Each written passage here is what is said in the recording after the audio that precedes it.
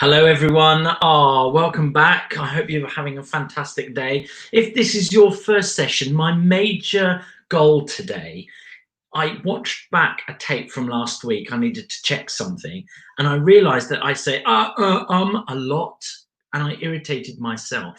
So my mission today has to be try to not, I can't even speak, try to not go So I think I'm doing all right now. The earlier sessions, I was really it was really stressing me out.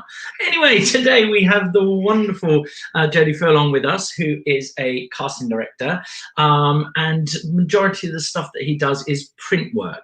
If you are new to this as well, if you're a subscriber, you are able to write comments, and they will appear live comments, and we can go through those. So if you have any questions for Jody, please do it as we go along, and then we'll get to them. Don't save them all up to the end, because actually we might finish the session and you miss out on asking him any questions. So hopefully he's there. I will bring him in.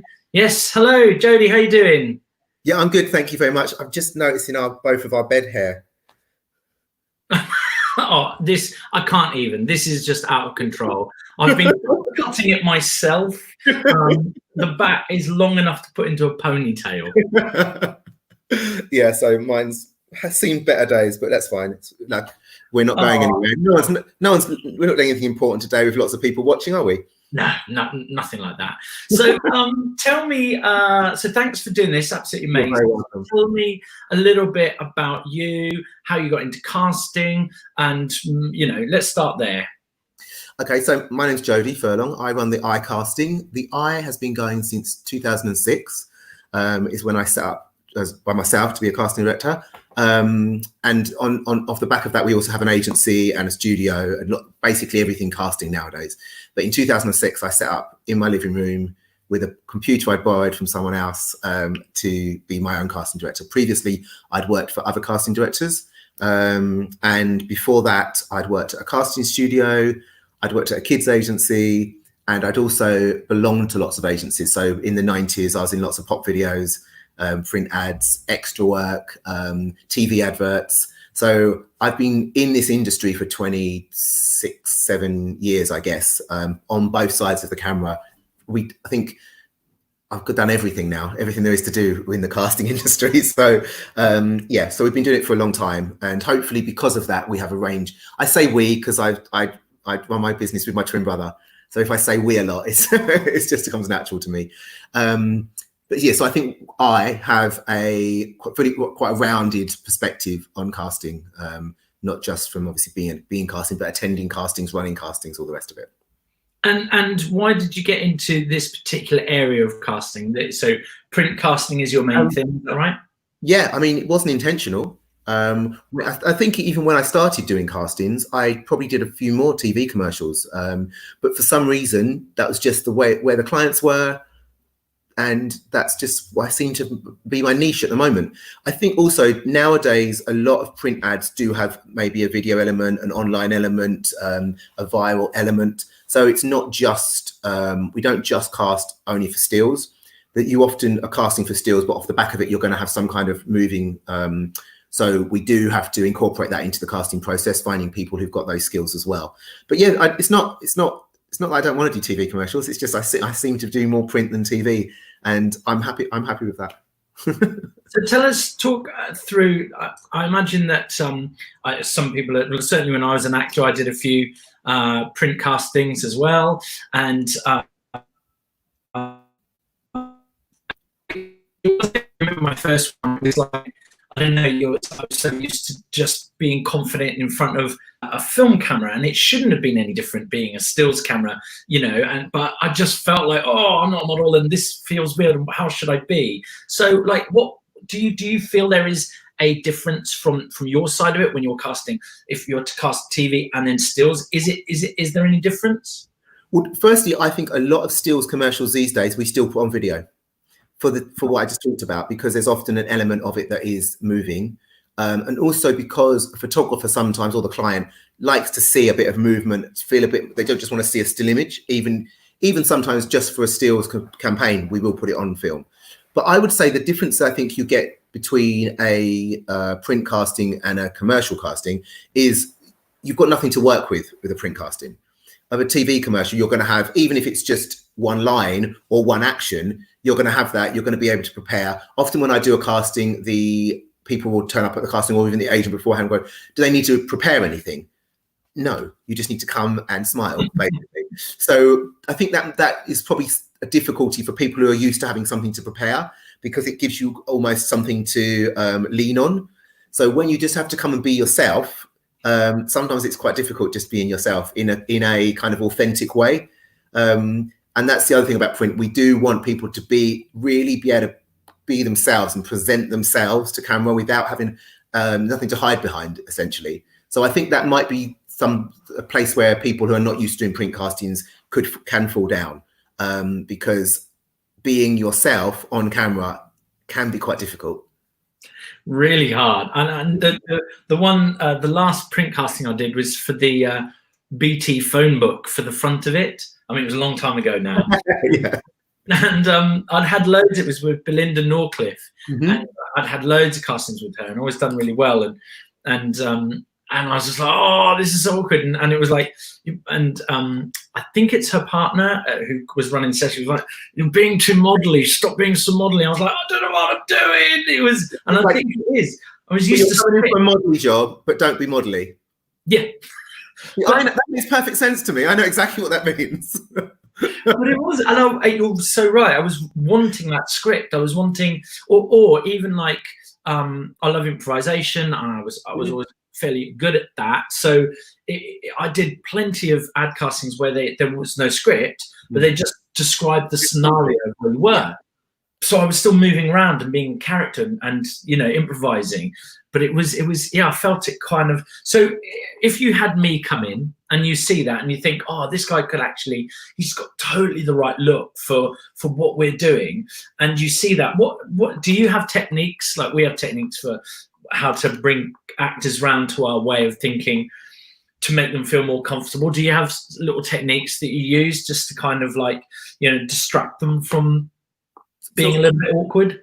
I would say from the moment someone arrives at a casting, even if it is a print casting, I will have on the wall some kind of either some layouts of what the ad might look like, so people can look at it. So the kind of reactions we're looking for, whether it's laughing, whether it's smiling, whether it's talking to your friend. So I would hope that we always try and make reception, or I'd go out and explain to them what I need a few times. So hopefully people will do that. And this is the thing, we can prepare as much as we like. I know you've given people scripts before, they don't read them. You've given instructions before people arrive. So we do try our best. We give the directions to the people, to the agents, in writing and probably on the phone as well. When you get to the casting, there will usually be a sheet of something explaining what we're doing today, what it's for, what we're looking for. We will usually give you some directions of what we'd like you to wear. So before you get in, there should be some clues about what it is we need you to do. I don't know about in the moment, because what you want people to do is just relax. Stop overthinking it. Like you say, just stand still, and you'll quite often get like, no, just literally just stand there like this. That's all I want. People always feel like they've got to be performing, and it's almost the opposite we want you to do. When we want you to smile, we want you to be like natural, like maybe we'll try and tell something funny. Maybe we'll have a funny story. Maybe we'll just be talking to the person while the photographer snaps around them. Right. So they're conscious of it. That's not that useful, because on the job you're not gonna have those tools. So yes, in the moment there's things that we can do in the moment to maybe get a good photo of you, and the client might pick you, but that's not much use if on the set, because I'm not going to be on the set. You're not going to have assistants on the set distracting you, making you laugh. So it is a skill that you do need to learn. And I don't know why people find it difficult to be themselves when that's what we want. Do you know, you do moving image castings, and just getting someone to walk can be really awkward. And people are like all same arm, same leg, because and you watch. I used to do lots of extra work back in the day, and we used to love watching the extras. Say for on EastEnders, we did EastEnders all the time. And we used to know all the extras, number one, so that was fun. But just watching people, and you can see where someone said, and walk, and then they're like, even from out of shot, you can see the awkwardness. So watching extras used to be a favourite pastime of mine. But it's the same kind of idea. Like the minute someone tells you to do something and you know that people are looking at you, suddenly you get all tense and nervous and you can't do it. So I think from the minute you walk into a casting, be friendly, be chatty, have something to say, make a connection with the people in the room. Photographic castings will often be less people in the room than it would with a print casting. I guess because it's often just the photographer. Sometimes some people from the ad agency, but often it's not that much fun coming to a print casting, to be honest. There's no action, there's nothing to watch essentially. But yeah, if you make a nice impression as you go in and make yourself comfortable with the people in the room, I think that really helps. And the thing I say and this goes across all casting, is the people in the room, even if there's 20 people sat there staring at you, they want you to be good. We're all on your side all the time, because if you come in and my job's done. If you're great and they go tick, I'm happy. So we want you to be good. So even if people in the room aren't that encouraging, may not look like they're watching you because they're doing something else, all those things I know can be off-putting. I promise you, every single person in that room is willing you to be really good and wants to help you in any way we can. So try not to be nervous. And I think after you've done this, I don't think you should be nervous coming to castings if it's your job. I think after the first few times, you should realize what it's about. And it's a chance for you to show what you've got. And even if you're not right for this one, you might be right for the next one. And as casting directors, we do remember people. I have people I can't call into all my castings because I just think they're really cool. And even if they don't get the job, I'm still going to call you in because I want you to get the job one day. So yeah, I think keep those things in mind. Keep in mind that we're all on your side, that we want you to succeed. And if you don't understand something or you need more direction, feel free to ask. I think that's really important. I think it is that thing and I think it's slowly getting in. During lockdown, so many people are doing Q&A, so many casting directors are doing Q&As, and they're really being watched by performers. Mm-hmm. And I think that it's slowly getting through that we're not the enemy. Yeah. But we really want you to be right. You know, we talk about it all the time. We don't want to work 12 hours a day, 15 hours a day to find you for you to be wrong. We want you to come in and nail it, you know, straight away. We want you to make us look good. Like if we're sat there with our clients and people come in and they're not good and your heart's sinking and you're dying inside because the client's thinking, who's this who's doing our casting, doesn't know what they're doing, and someone who nails it walks in and we're like, oh, thank God. It's pressure on us as well. I think people think that like we're not essentially we're not in charge, we're not the boss, we're the middleman. So we've got people who are looking at us as well. The same way we're potentially judging you, there's people judging us on our job as well. So we're in it together. Us and the talent, we're in it together. We're all often very nervous the night before a big casting, like, you know, just that first day, because now we're handing it over to the performers to do their part. And I think it is, and you're so right. It's like, yes, we know that you're going to be nervous, but don't let that be excitement. Don't be nervous for the process. Be nervous for like, okay, I should be excited about this. But when you get in that room, I think that's the thing, you know, we always say hello to people and engage with them. We want them to breathe and speak before they do a monologue or sing a song. And it's the same for you, right? You talk to them so that they exhale. Otherwise, you're not going to get anything out of them. And I think this is the same for any kind of casting. But you know, at the beginning when people come in and you say, hi, let us know your name, what have you been up to? And then people are like, oh, nothing. Or like, that's your chance to engage with us, to tell us a story, to make us like you. The story doesn't have to be, it can be anything. It can be what you had for breakfast. It can be you forgot your keys on the way in. It can be whatever. The point is not what the story is. The point is for us to get to know you a little bit. And it's not the actual story. It's the way you tell it. It's showing us something about yourself. And that is one of the biggest opportunities you have in a casting is that introduction. Especially in a print casting as well, because yes, we're going to look at the photos, but what photographers are often doing is not looking at who is the best person looks wise, because we'll have lots of people who have a great look or have a look that works. Who do they want to work with? Who do they think's fun? Who do you want to spend a day with on set? You're going to get on with? So if you've got a great look, but you've come across as boring and cold and whatever in the introduction, they're going to not want to work with you. So it's not just about nailing the photo. It's also about being being personable, which in this industry you really should be, because it's a big part of the industry. So that moment is so important. So have something to say for yourself.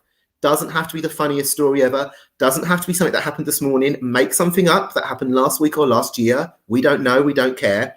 Have something fun and interesting. Just yes and no answers are not acceptable.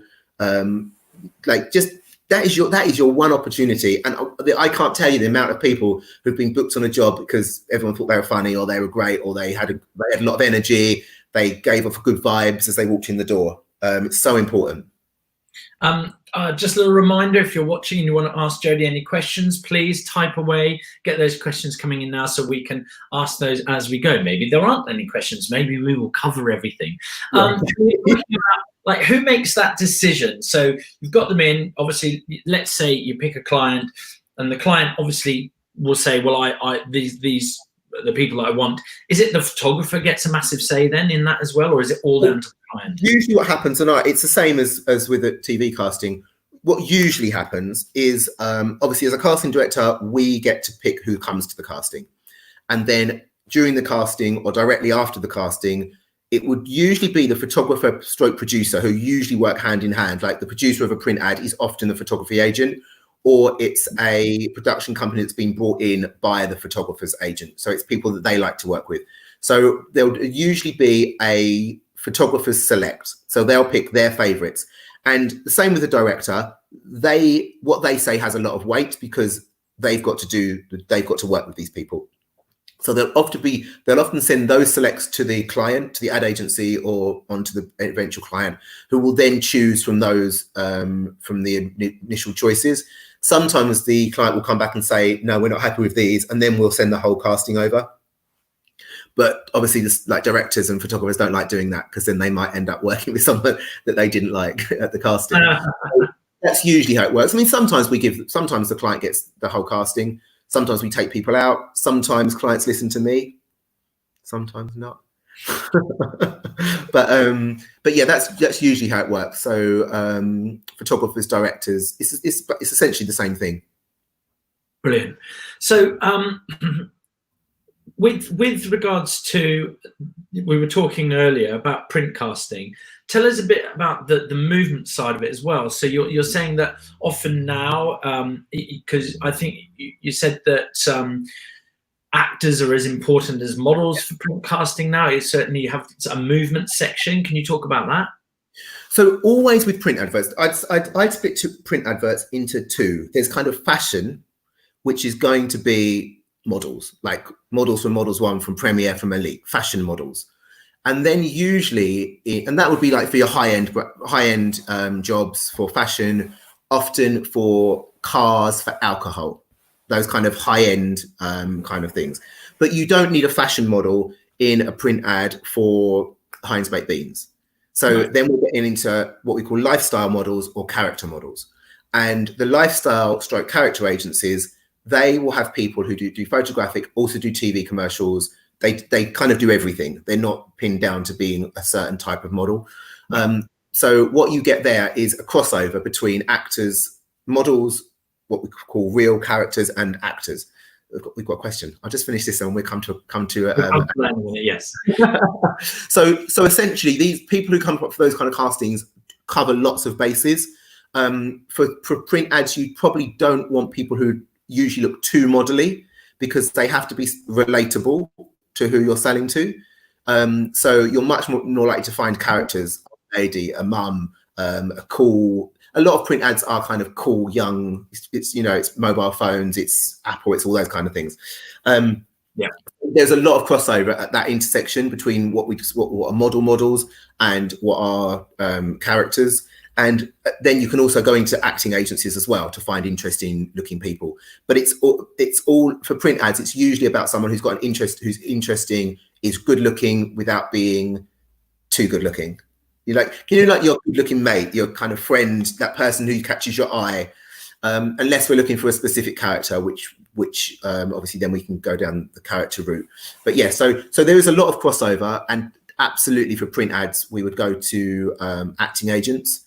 The one drawback I'd say about if you are like a full-time actor with a Spotlight page for print ads is that the photos that people tend to have on Spotlight are really not helpful for print ads, because they're all, and we say this all the time, so please, please, please, actors, by all means have that actory headshot, but for us, literally a selfie would be more use, or just get your mate to take a photo of you just so we can see you looking like yourself, normal, relaxed. We don't like all that kind of soft lit, perfect hair, staring into this. No, it's not helpful for a print casting. What's interesting, if actors can load up their agents with those kind of shots, because when they submit through Spotlight, they can attach that to you and send that to you. So they can, but do they? There we are. That's the thing. That's why we do this, Jody. That's why we do these. Yeah, I mean, and this is a big thing as well, and I'm sure this does goes for TV commercials as well. When agents make suggestions through Spotlight, we often put really specific instructions. I was doing casting last year, and I was looking for people. Yes, they're actors, they're models, but someone who I want them to do extra things. Do you play an instrument? Do you dance? Are you a skateboarder? Like anything interesting about yourself, please write it. So when I get my Spotlight suggestions, there's a box that you can write stuff in. I'd say less than 10% of agents actually put anything in the box. And because that was what my casting was all about, I don't have time to go, well, she's got an interesting look. Do I contact the agent and ask, and then they go back to the client and they come back? I don't have time for that. So because I think the more you're working as well, it's fast, right? Sometimes it can be a 24-hour, 48-hour turnaround. But even when it's not, when you've made a specific request of an agent, please, please, please do it, because I haven't asked it for fun. Yeah. I've asked it because it's a necessary requirement, and that's what my client's looking for. So just sending me someone's Spotlight page with what theatre work they've done, when I specifically asked, do they skateboard? Right. It's really unhelpful. And none of us have the time to be calling up individual agents requesting information on multiple occasions. So I'd say especially for print, because the photos on Spotlight, actor photos, are not that helpful. When we do ask for anything additional, it is really important that we've done that. Brilliant. We've done it. Talk us through street casting. Right. Because you have a whole team, don't you? Or you have people that within your office that do street casting for you. Is that right? Yeah. And the reason my company's called The Eye is for this very reason. I started out, when I started The Eye, it was going to be exclusively to do street casting. And within the first month, I was doing a street cast job for Rankin, a worldwide Nokia commercial, which we did a month of street casting on. Wow. That doesn't happen anymore. A month? No. You got 2 hours. Yeah, you've got I get nowadays, yes, we want to street cast 15 characters. I've budgeted for 2 days. Sorry? So yeah, that doesn't happen anymore. So street casting used to be really good fun, because it was, and this was when really you did, in modeling agencies, you just had modeling agencies and character agencies. There weren't that many agencies that had kind of just cool people who were good looking. You had maybe broadcasting back in the day. And so it was a really good opportunity to go out on the streets, find interesting people. And I always used to say, it's the kind of people that catch your eye. Like, that's the people we want to street cast. And I'd have street casters who'd go out and they were brilliant at talking to people, at getting the photos, and they'd come back and they found 100 people and only 2 of them any use. And I'd send someone else out and they'd come back with 15, but all of them were spot on. And we'd say, you have to have the eye. Right. That's why we were called The Eye, because that's how we started. Obviously, street casting has changed a lot now, because you don't do so much street casting on the street. You use social media. Right. So it's totally changed the way that you street cast. I've lost you. It's so interesting, isn't it? Oh, I'm here. You just keep talking. Okay. Yes, totally. I can hear you. If I disappear. So yeah, street casting is totally different. It's very unusual to go out on the street anymore, unless it's something specific. If you're going to a specific event, or you're going to, if I need to find skateboarders is the example we use all the time. But then you will go to a skate park or whatever. But I very rarely just go out and hang, because you can do it on social media so well. And it's when people have approached you, it's then they're more invested. Because often when you go out and you stop people, They don't want to stop. They don't want to talk. You get their phone number, it's wrong. Like you can't get in touch with them again. So when people have contacted you, it kind of cuts one step out because you know they're invested. So that's really useful. And we can target it to specific demographics. So yeah, street casting. I do a lot of jobs that are, if not street cast, there's an element of street cast in them, because we always want to be able to find those interesting people who are not models. And in this industry, because obviously for a photographic job and sometimes for a commercial, you don't have to learn a script. You don't have to have acting skills. You just have to confidently be yourself. Street casting is a great tool for that. But I don't like it when clients want to use it just for budgetary reasons. That's not the right reason to use street casting. Right. And so you've chosen who you got coming in. What's sort of average numbers that you see in a day for one role? Do you know what? How do you whittle? Because I imagine you get a lot of submissions for projects. How do you whittle that down to the numbers you need? So this is one of the issues we have is that for TV castings, you're booking 15 to 20 people maybe for a casting, and because it's usually actors, it's because they're usually professionals. They are much better at sticking to their times and actually turning up. Whereas print castings, whether it's street cast or models can sometimes have like 6 castings a day. So they're often not as available as actors. So when you book people in, I always overbook by at least 50% because there's always drops. Right. And it depends how we're casting it, because sometimes if you've got lots of different characters that are essentially the same demographic, but I need a blonde, I need a girl with an afro, I need this. I just kind of do a kind of, not a free for all because everyone has a time, but I just call everyone I like in, and hopefully at some point, just make sure I've got a little bit of a balance, and hopefully at the end of the day, we've got the right mix. Often during a casting session, and you'll know this, you can't see the wood for the trees. So you're like, oh my God, we've missed this. And then when you look back, oh no, we've got loads of good suggestions for that character. Yeah. If we've got less characters or they're very specific characters, granny, mum, then I'll try and see 20, maybe a few more, because you can in print, because you only need 5 minutes per person in print. Yeah. Sometimes even less than that, it depends. So yeah, I will do specific sections for different characters, and that way is a lot easier because then you can keep on top of making sure you've filled every role. But sometimes it's literally just, some really cool people. And so you're just like, fine. And I've also taken to the point now, there's no point at 5 o'clock of the day before stressing about if every demographics, because I don't know who's going to show up. Honestly, it is. And there's one thing I can say to people watching this is, please, please, please come to your castings, because it doesn't look good on your agency. It doesn't look good on you. It's a casting director's nightmare when you set up the whole casting and people don't show. And sometimes it means we've got to go again, which is obviously more work, extra costs for the client. And it's really not acceptable, because there's a lot of, in this industry, from actors, from models, from everybody, oh, we want to get more castings. How can we get more castings? And then people don't show. And I understand there's reasons for it.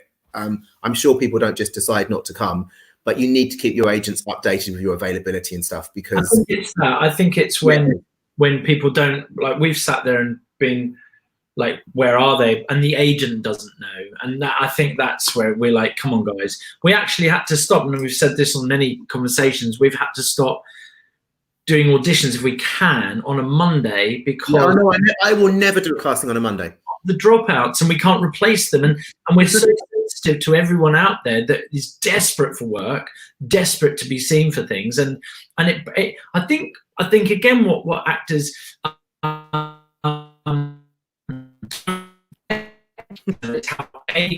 on their side we are about getting. The thing is that it breaks my heart if I know I chose between 2 people to call in, and I only had that one slot, and I chose this person, they didn't come in, and I know that person would have come, they're there, and that breaks my heart that I now can't bring them in. And I think it's that, I think that's it for me. So So I do have some sympathy, because even 20 years ago, there was half as many agencies, half as many models or actors. So there was more work to go around. Fees were more as well. So people could afford to be available all the time. You could do 1 year, one job, and live off it for the rest of the year. That is just not possible now. One TV commercial, you could make 20, 30 grand just from a UK TV commercial. Nowadays, the maximum you're going to get is around 8. So I totally get it. The people have other commitments, jobs, all the rest of it. And that is, I think that's the reason. And I think that's often why actors are more reliable, because actors, this is their job and they have to prioritize it. Models, they could be a model, they could be a bartender, they could be this, they could, like, it's a very different kind of job. And it's very like some timing, and it's also very last minute. So I get it. It is difficult, but please stay in touch with your agents and let you know availability. Because if you're reliable and your agent, I know I can rely on your agent, I'm going to go back to them again and again and again. And I know the agents, we all know the agents who can't be trusted and who we just don't get people coming from anymore, because you book in 10 people and one shows up. Yeah. And it's so hard. So talk us through what it looks like now. So a print casting, you're casting maybe to be on a billboard in the Piccadilly Circus, but then also talking about that movement side of it. It might be on one of the big screens as well. Is that what you're saying? Is that what could happen? Yeah. Often with a print ad nowadays, you'll either have like the ones like going down the tube. Yep. Stairs, those ones that got a bit of movement, or an electronic billboard, or often there's a little video that goes with it, like a 30-second video. So it's not acting in the sense that there's not going to be a script, there's not even going to be necessarily direction, but it will be you either on set kind of milling about, or you on set just interacting, or a quick cut to you and a smile. Lots of TV commercials are like this nowadays. Yeah. The majority of TV commercials don't have a script anymore. Yeah. So it's the same kind of thing. So once again, all we need from you is to be loose, to be confident, to be relaxed in front of the camera. And it's the very same skills that you need to be in the print ad, just extended into a little bit of movement. Most print ads nowadays have this additional thing that goes with it. Might be behind the scenes, might be a little behind the scenes video where you're having your makeup done and you smile at camera. It might, yeah. So just any little thing. So just be aware that print ads are not just print ads nowadays. There's always the extra thing, little video for social, little video for YouTube. Like there's all these additional little bits that go with it. And once again, it's about being loose, being confident, just being comfortable in your own skin. Usually in a print ad, you're not playing a character per se. Yeah. You're playing a version of yourself. Yeah. And that's when we cast. You very rarely cast for a character unless it's like I need a nurse or I need a policeman or something. You're essentially playing yourself in the ad. So we just need you to be comfortable with that, to be able to just be that on set without trying too hard or looking like you're trying too hard. Awesome. I'm gonna some questions here. So Andrew says, hi Andrew, do you act as an agent for actors for just commercials, stills and idents? No, talk us through your casting. Personally, no, I don't. I'm not an acting agent. I'm a casting director. My company, my brother who runs the company with me, there's an acting, or not even acting, there's the IA models, which is essentially kind of street casty people, like mainly cool young boys in bands, like the kind of cool people that we used to street cast. That's how the agency started, from doing loads of street casting and having loads of cool people, and us Bayo saying, well, why don't we put them up for other jobs, not just keep them for ourselves? And so that's why he runs that, because when we started, we were both doing the casting together. And then there was all these, and so we had a falling out. And at one point, my mum had to do an intervention. So we just... and the twins as well, right? So he runs the agency, I do the casting, and never the twain shall mix. So essentially, yes, Bayo does have an agency that represents. I'd say it's almost like a kind of a character agency. So it's interesting people, and they do photographic and they do stills, and they do photographic stills. They also do commercials and other stuff. And they're about to open up an actors division for actual like trained actors as well. So the answer is not me personally. No, I have nothing to do with that. But my company does have that division. Yes. Fantastic. Jennifer, this is a great question. Mm-hmm. When a breakdown says looking for real people, does that mean you want anyone to apply? I have a general idea of what it means, but what should we take from the description real? Right. I don't like the word real, because what that is saying is that models and actors aren't real people. Yeah. Which doesn't make any sense. But it's a general term that is used a lot in advertising. So essentially what they mean by that is they don't want anyone who is a professional model or actor. Now, that doesn't mean you can't be a professional model or actor, but if you turn up at a casting that says that and tell us about all the plays you've done, no one's interested. What it is about authenticity. Clients these days, they love things to be real. They want it to be authentic. They think it gives them kudos that they've gone that little bit further and found interesting people rather than just booked models. So a lot of people who are with a modeling agency would still be recognized as real, because they're not like a 5'10", size 8 woman. Do you know what I'm saying? And the same with actors. Like, you can be a trained actor, but you can still go off this kind of real vibe where you're not like Shakespearean, you're just being yourself. So nowadays, like I said, when we do street casting, it's for real people. On social media, we're looking for real people. But that doesn't mean that actors and models don't apply. But what it does mean is we would not make that obvious, because that's often could be a disincentive for clients. Oh, we don't want actors, we don't want this. So if we just don't tell them, sometimes people get booked. But that's essentially what it means, is you don't have to have, and it's like, it's not going to be for a fully scripted. Very rarely would it be for something fully scripted, because there are skills that as actors, trained actors, you need. But as I said, nowadays, especially for print and increasingly for TV adverts, they're not the skills we're looking for.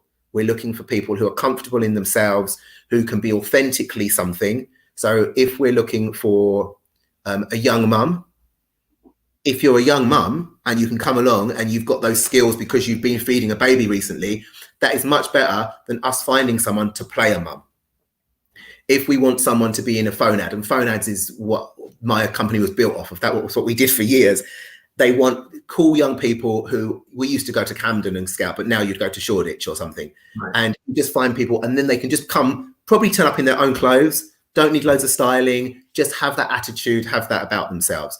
And directors, photographers, they love using real people, because it gives a sense of authenticity, that they don't want people acting something when you could get the real thing. That's essentially what it means.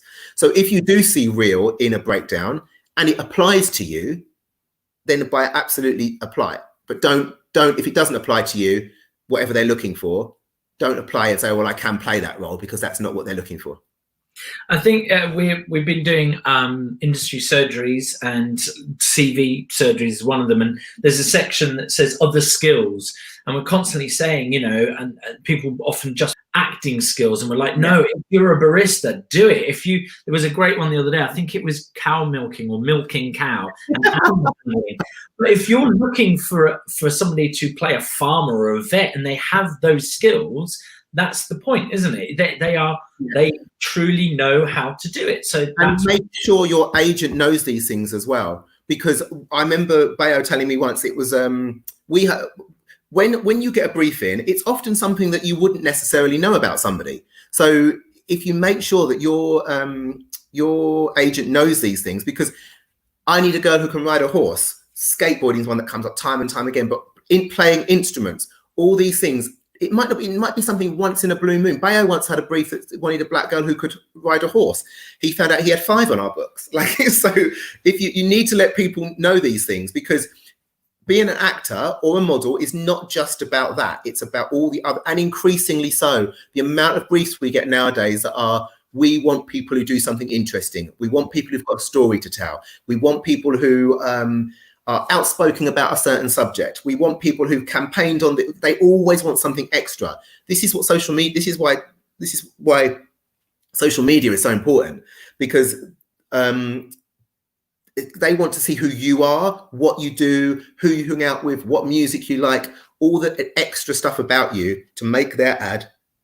It feeds into their ad, and it imbues it with something that they don't want to have to make up. They want to be able to basically use what you've got and put it in there. So it's like when you see those ads and it's for, like, I don't know, like Maltesers or something like that, and they've got a coffee morning, and then they've got kids at school running down, you know, the sack race, and then they cut to this, and and they're all real families and real people, and they've literally gone, have a tea morning. Don't ignore us, kind of. That's the feel, isn't it? So they are. Not to say that actors and models can't have a real family. No, they can. No. And the skills, some of the skills you have might be useful. But if you turn up at the casting, acting and posing, that's like the total opposite of what they want to see. Whereas obviously, if you're going for a job that is an acting job with scripts and all the other skills, then bring that into play. But if you're going for a real role, that is almost the opposite of what they want to see. What's one of the biggest jobs you've done, like in terms of like numbers? Because I know some of the. Oh wow! So I did this is actually a TV commercial, and it was a street party. I did two for the same client, and they basically closed off whole streets. I had people from agencies. We'd advertised on the radio. We'd been down flyering. So there was probably 300 people on that one. Another one, I had a whole school involved, and it was like a fete for the school. And we were really worried about having to get licensing for all these kids. But the school put it out down as a school activity, so we didn't have to license. Amazing. Amazing. We have had some mums and kids watch this because, as I say, it goes out. So mums have been watching. We've had lots of emails from them, from mums saying it was really useful. Tell us a little bit about licensing, because it was something on my list. It's tricky, isn't it? But it's good for people to, especially people who have children that want to be in adverts. I can turn up to that. There's a lot of things you need to cover, rightly so, to protect them. So very quickly, you have to go in. Any child to work on anything, not just in acting or modelling. Child has to have a license from the local education authority that says that it's a legitimate job, that they've got the details of where it's going to be. So a welfare officer could turn up on set and make sure everything's okay, that you've been allowed the time off school, etc. In order to get one for a job, it's between 1 and 2 weeks we need to get one. It depends. Different educational authorities have different rules, which is what makes it difficult. Some people, you can get the license within a few days. Some people, they ask for 2 weeks. So that makes it very difficult for us trying to make timings. But yeah, I think if you've got a kid who's going to, and any person who's with an agency will already know this, but you have to make sure that you have. I don't think you need a doctor's letter anymore. I'm not sure about that. But you definitely need a letter from the school. You definitely need 2 passport photos, and you have to get this little package together and get it off to the local education authority as quickly as possible. Like I said, I used to work at a kids agency. That was 20 years ago, and licensings were a nightmare then, and they're still a nightmare because clients don't give us enough time. People aren't organized. The education authorities all have different rules. So while I totally understand the necessity for them, it is a very frustrating process, and that's why I have nothing to do with them. I'm not doing licenses, sorry. Jody and I we're actually board members of the Casting Directors Association, and we had I don't know if you saw it, but they sent through the licensing book for kids casting, and I didn't really look at it, and I was like, I'll just print that off, read it later. And then I did about 2 hours work and was like, why is that still printing? And it was the child. Oh no. Well, see, my thing is that I'm the casting director. I'm not applying for the license. The producer has to apply for the license. So I'm not doing it because it's not going to be in my name anyway. No, right. I know some casting directors will charge something extra to do the paperwork. I'd honestly, I don't want to do it. I'm not putting it in my name, of course. If I have had jobs, we did something for the BBC a while ago with loads of kids, like 50, 60 kids, and we got a separate person in specifically to do the licensing. There's some people at kids agencies will do all the licensing. So we did that because there were so many. But yeah, licensing is not for me. I'm sorry. And when they do it, but they do. I don't know what it might be. We haven't got the address yet. We don't know this. We don't know that. Well, you have to, because you can't give a license unless you know where it's going to be. So no, sorry, not for me. Yeah. If you've just joined us, hello. There is a live comment section. You can write your questions if you want to. Do it now, and we will go through those. We've been covering lots of different things. So if you have joined and you've missed stuff, you can always watch this afterwards after the live stream. So there we go. So in terms of, are you within the growth of you in casting? Are you just like, this is? Because it is interesting how you start off, like we started off in one area and then it just kind of took off in all sorts of different areas just through people that we met. Are you happy where you are? Are you wanting to do other things, or is it just, this is great, I love life, this is where it sits? I ended up doing mainly photographic castings for no reason. It was just my client base ended up there. And since we've started, I've not really gone out looking for work. Luckily enough, when I started, I'd been in this industry for a long time. I knew people. It grew quickly, and I got lots of nice regular clients. So I never went out looking for work. So possibly if I'd done that more and gone towards production companies, TV production, then I could have. Our new website is about to go live. Along with the new website, it's going to be a new kind of a little bit of a launch, and also a reason to go and talk to people. So I probably am going to go and talk to more TV production companies about doing that. But I think my strength lies in not casting stuff with actors. Right. That's right. I'm happy to do it, and I have done it. But what I'm best at is real people, characters, models. That's where I feel comfortable, and that's what I know that I'm best at. And I know I can spot great looking people and with great. I really get that. Whereas if you give me a script and an actor, I can do it. It's not, I'll be totally honest, I'm not that interested, and it's not going to be, there are people who can do it better, 100%. Sometimes there's some overlap, and that's fine as well. But I know there's people who can do that better. But I also know if you want to do the kind of casting that I do, there's not so many people who can do it better than me. So I'm confident in saying that. So yes, we will be looking to do more stuff. I really want to do some short films.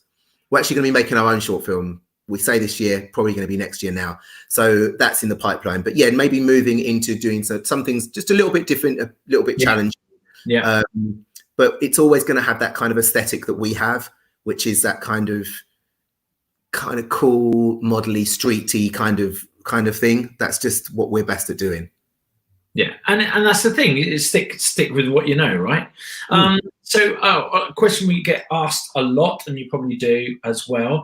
If someone was interested in getting into the casting side of things, do you ever take on interns, or do you have advice in terms of like actually going down that route and don't do it? So I feel like a lot of people who come into casting come into it through having been some kind of performer. Like I used to do bits of modeling and that back in the day. You were an actor. A lot of I know Anna Stark was an actress. Anna Stark was a model. Tree was an actress. A lot of people have that background, and it makes sense because we understand that industry. So if you're coming from that direction, I think that's a great thing to have, a great base, because you kind of understand the industry from that perspective, which I think is really useful. But apart from that, all casting directors are always looking for people to help. I've had not great. I don't have a full-time assistant. I have lots of different people who help me out with different things. So everyone's always looking for someone reliable, and I think that's the problem, is because with casting, I might have 4 jobs on at one time, and then I might not have anything for 3 weeks, or I might have one job that drags on forever. So it's inconsistent. So I think if you can be an assistant, try and be an assistant for more than one casting director, or be a freelance, because different people do different things as well, and it'll give you a general kind of overview of the industry. But I would say most people are always looking for someone who's reliable. Reliability is the most important thing. Yeah, I mean, absolutely. But the other thing with casting is there's certain things in casting that can't really be taught. Yes, we can teach you how to put together the practicalities of how you put together a casting, but we can't teach people to spot talent. We can't teach people to understand a brief the same way that we understand it, because it's so subjective and people interpret things in a different way. That's not a bad thing. But there's certain skills that you're going to have to, like I said, my company's called The Eye because you've got to have the eye. It's not just a numbers game. It's got to be about being able to discern what this brief says, interpret what they actually mean, because it's often something very different from what from what they write and what they mean, and then interpret what that means in sense of who you're going to bring in, because you've got to be able to see from a photo whether they have lots of other characteristics, which is a bit difficult to explain. And that's why it's really important that we have really clear photos that aren't kind of glossy, airbrushed kind of photos. We just want to see yourself. So absolutely, I would say if you go on the Casting Directors Association website, there's a list of 30, 40 of the top casting directors in the country, with, I believe, contact details, or if not, Google them. Write them an email, say, listen, if you've only got any freelance work, if you need someone to street cast, if you need someone to do reception, if you need, that's all different things you might be able to do. It will probably be quite boring to begin with, because the other thing people think about casting is it's really glamorous. I mean, if sitting in your office at 11 o'clock at night, answering 100 emails and trying to remember who you've got to call back is glamorous, then so be it. But and there is. I've had some great experiences, worked with some amazing people, and been to some great places. But day to day, it's an office job, which is, and it's a very social job. It's very much about talking to people, about relationships that you've built up over years and years and years. The reason I can get great suggestions from an agency is because I've known them for 20 years. And someone else who hasn't got those relationships won't get any suggestions, won't even get a reply. So it's about, you've got to put that time in and become acquainted with people. But if you can, and if you want to stick it out like that, yeah, I mean, it's a really good job. I really enjoy being a casting director. We just got I got a question. This is brilliant. Hi, Jody. I remember coming a while ago about Rep with the Eye. On the form, I remember it said, you asked we like guinea pigs. What's the weirdest brief you've had? That is amazing. This is, once again, this is Bayo's form. He just, back in years ago, we had, and this was so funny you say that, because this was an example of the stupid things that we get asked as casting directors or as model agents, the things that people put on briefs. They wanted someone who could move like a guinea pig. And we're like, well, that's a stupid thing to say, but we do get asked those kind of ridiculous things. So if, for example, you've got some experience in movement or mime, or you worked in a pet shop, I don't know, then maybe that'd be appropriate.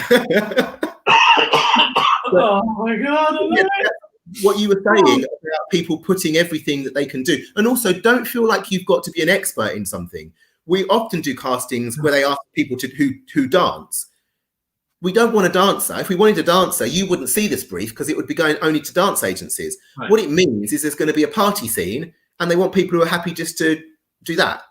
So when it says dancing, we don't want dancers. We would be calling in dancers if that was the case. So don't feel, we just want to know anything that you feel confident at doing at a casting. So if you can do a little bit of something, it's very worthwhile letting your agent know, and not being put off by agents that are not good agents aren't going to send you to stuff that they don't feel that you're confident with or you should feel uncomfortable going to. So yeah, let people know what you can do. And then you can talk to your agent on a job-to-job basis about if it's something you're confident with. But yeah, if anyone's got experience on moving like a guinea pig, please let us know. A lot of, again, other questions we always get are, do you like people writing to you? If so, how, when, why? You know, how do you feel about that? Not for me, because I don't like you do musicals, you're looking for dancers, you're looking for singers, you will keep people on file for the next job and the next job and the next job, because they're quite specific skills you're looking for. For print castings, no, don't, because if you've got an agent, they're going to suggest you to me all the time, and I get to know faces because I see them all the time. The only time I'd want you contacting me is if I've put out a street cast brief, or I'm looking for something very specific that that I can't find through agencies, but is more difficult.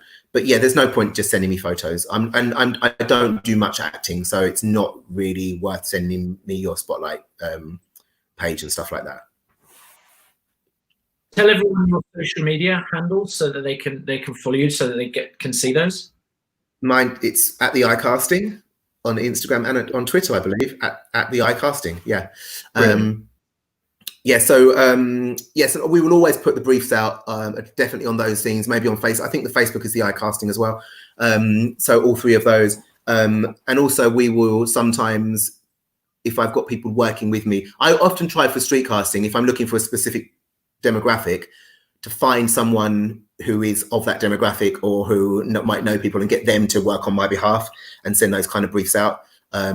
So yeah, and that's one of the good reasons, one of the good things about my brother running the agency is we have lots of cool people who do lots of cool things. So sometimes it's a nice avenue to find new people. But yeah, always on Twitter and on Instagram. Fantastic. We have about 5 minutes. So again, if you have any questions, please pop them in the box there, in the comment box. What is the major don't or do? This is a big thing for when someone comes into we've talked about, engage, chat, breathe, say something interesting about your day, or just tell us about your day rather than, but what are some of the don'ts? What are some of the things that people may have done in your audition room that you just go, oh no? Well, you get the people who are just like cannot stop being models. Right. They can't just stand normally. They have to pose and like, no, there's nothing worse you can do than that, because when do you ever see an advert with people doing that? It doesn't happen. Maybe like in a Vogue editorial, because you want interesting shapes and stuff, but in an actual advert, we just want you to be yourself. So that's number one. And the other one is to go too far the other way. Sometimes people come to castings and you're like, why have you come? Because you're acting like you don't even want to be here. Right. Like uncommunicative, like just Sienna's gonna get Sienna says, I'll get a job in a pet shop next time. You never know. That's amazing. Yeah. So yeah, I think you can go one of two ways, being like too much or too little. Try and find a nice middle ground. And I just think, if you walk into a room full of your mates and you have a nice chat, that's all you need to do. Like, essentially, for 5 minutes, we're going to be your mates, and we just need to see a little bit of you. So I think that's the most important thing. Turn up on time. Just turn up. Please listen. Please, with any print brief, there will always be a little bit of direction about what to wear. So if we're looking for business people, wear something smart. If it's a casting in, I don't know, for swimwear, make sure you wear a bikini. Because you won't believe the amount of people who turn up for swimwear castings. Oh, I didn't know. I'm not wearing a bra. Can I do it like this? All the time. So just ask the question from your agent. If your agent doesn't know, your agent needs to go and find out. And we will always tell you what it is we're looking for. It's usually going to be smart, casual, come as yourself.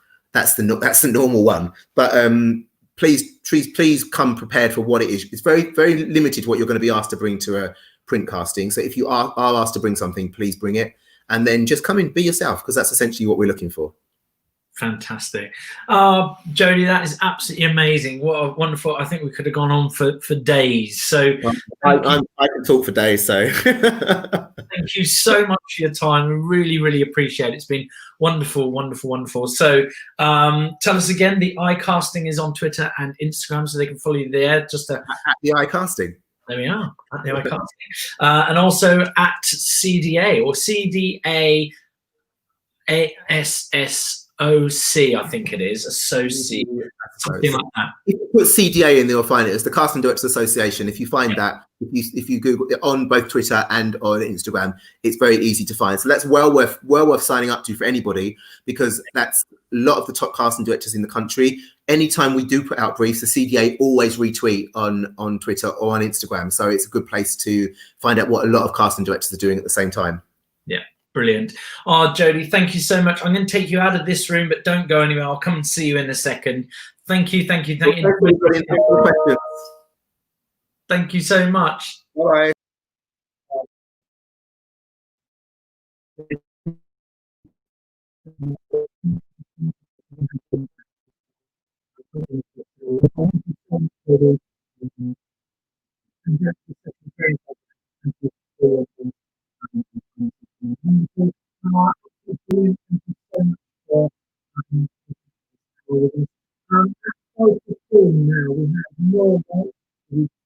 enormous. So,